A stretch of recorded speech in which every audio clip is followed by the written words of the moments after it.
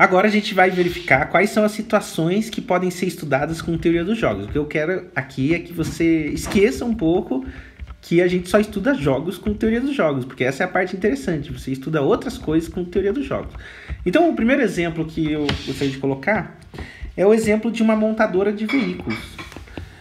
A montadora de veículos, ela poderia decidir se ela reduz ou não o preço dos modelos de carro que têm vendas menores, né?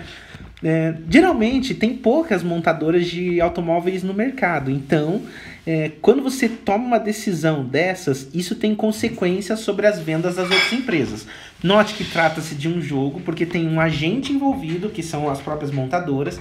As suas decisões, elas precisam ser pensadas estrategicamente, porque uma decisão sua afeta o que os outros vão fazer.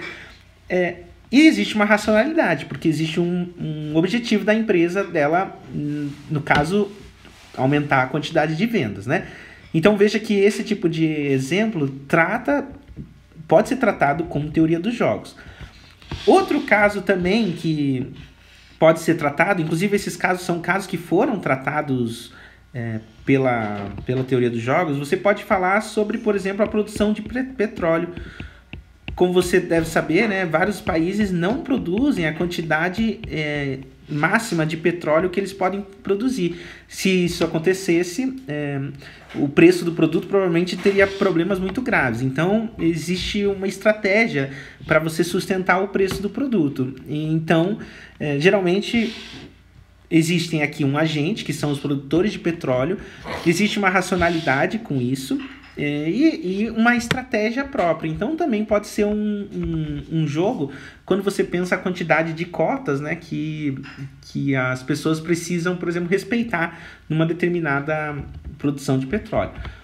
Outro exemplo, são tantos exemplos, né, principalmente nos mercados de forma geral, né, você poderia pensar sobre uma empresa química.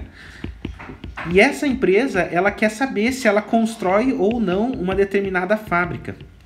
E isso poderia ser um jogo quando você pensa que o mercado, né, não tem nenhuma desse tipo de fábrica e ela precisa verificar se existe essa possibilidade, como que os outros mercados eles vão reagir, o que vai acontecer quando ela inundar com novos produtos esse mercado e como que vai ressaltar na margem de lucro dela. Então, esse tipo de coisa, de novo, tem um agente, jogadores que tomam decisões e as suas decisões afetam as decisões dos outros.